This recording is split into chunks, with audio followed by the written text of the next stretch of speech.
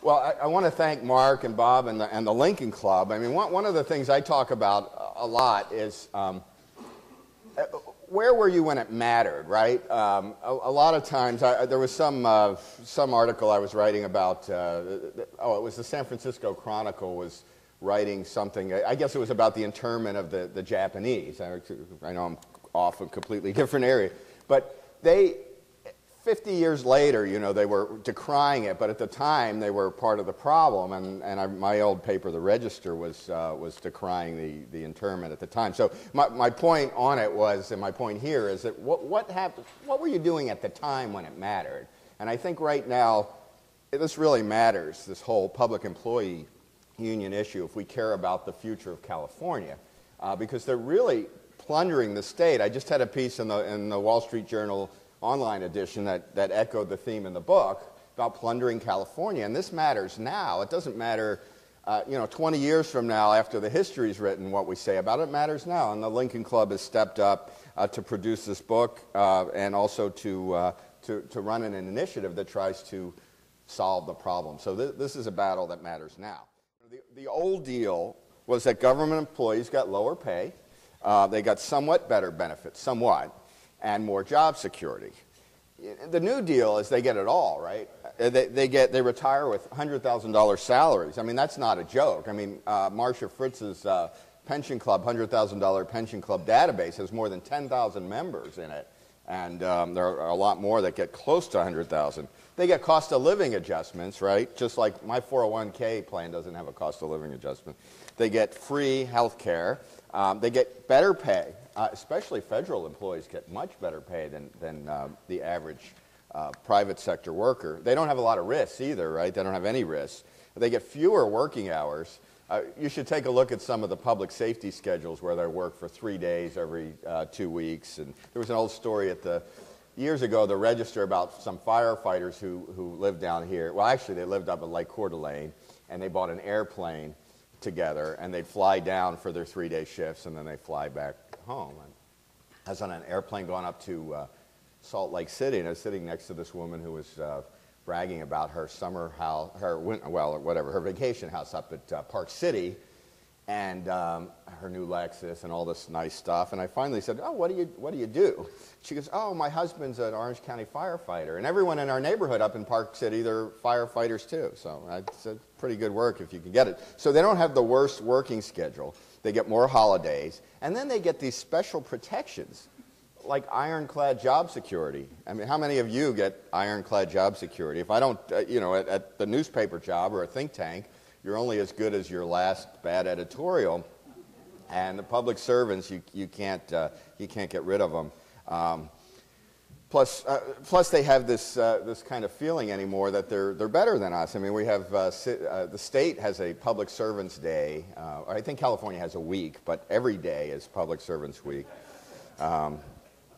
And the government's still hiring. The federal government's still hiring. The state government's still hiring. There have been some well-publicized furloughs that people are upset about, and a few little cutbacks here and there, and threatened strikes by the SEIU types over these very modest cutbacks. But the state is still hiring.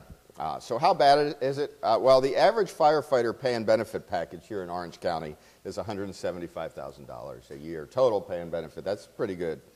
City managers throughout Orange County earn $275,000 or more.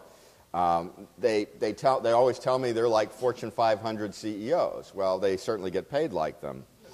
And then we have this expanding class of public safety workers who get 3% at 50 retirements. Just so you know, 3% times your last year's pay. So if the number of years worked. So if you've worked 30 years, you get 90%, 3 times 30. I'm a journalist, so math isn't my strong suit. You get 90% of your final year's pay available at age 50. I mean, that's pretty good. And then there are all sorts of ways to spike those pensions above 90, 100%. Your regular garden variety workers get 2.7 at 55 in Orange County public employees, the county employees. That's 81% of your final year's pay, guaranteed forever until you die and your spouse dies, available at age 55.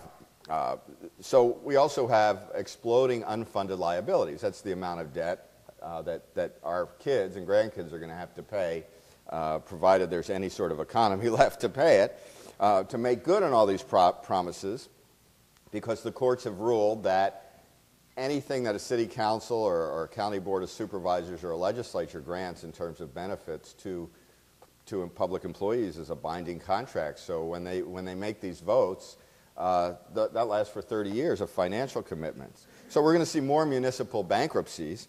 The city of Vallejo in Northern California has gone bankrupt. About 80% of their budget went to police and fire. And it's an unconscionable amount of, so we're going to see more of these things. John Morlock has predicted that we're going to see more of these sorts of things. There are all sorts of pension spiking things. For instance, there are these things called DROP programs, deferred retirement option plans, where you are, let's say you're about 50, 55, and you're ready to retire, but you don't really want to retire. You still have something you'd like to contribute, and the agency would like you to keep working. So you get both. You get to retire, and you get your full salary, which goes in an account, which gets paid when you finally do retire. So that's a sign that the retirement program is too rich. The benefits are too rich, or you wouldn't need to have these kind of programs. They have something called airtime, where public employees will buy future retirement. They'll get to retire earlier, and they'll pay for it out of their current salary. But it always ends up costing taxpayers enormous amounts of money. There are all sorts of double-dipping schemes. Then there are the great disability retirements. The Sacramento Bee reported that 82% of California Highway Patrol chief-level officers retired with a disability. I mean, that's 82%. If 82% of your workers got a disabling injury miraculously a year before retirement, which meant that they got the extra year off, and that protected 50% of their retirement income from taxes, there might be a problem there. But if you, and they'd like you to believe, the police unions like you to believe it's because they're taking bullets and getting beaten up by bad guys, but it's usually backaches, knees. One agency, the most common disability was irritable bowel syndrome. Not making this up.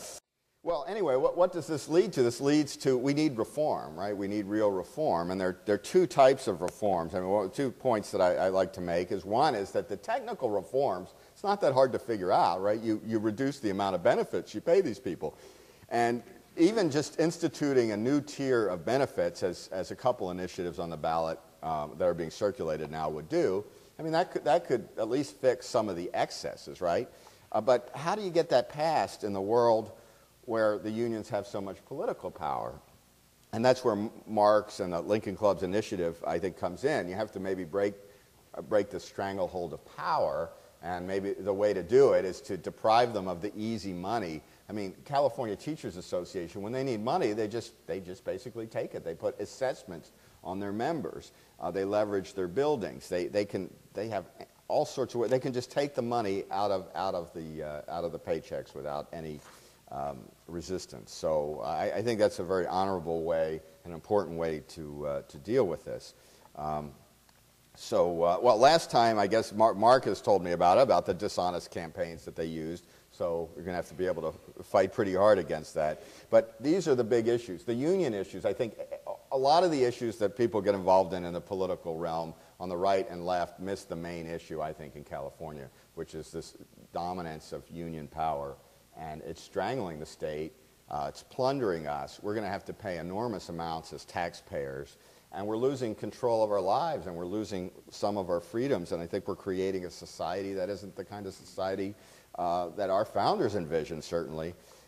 So anyway, I hope you read the book and enjoy it. And thanks to the Lincoln Club for supporting the book and for promoting this initiative and some other measures that at least try to go right down the middle and attack the real problem here. So thanks very much.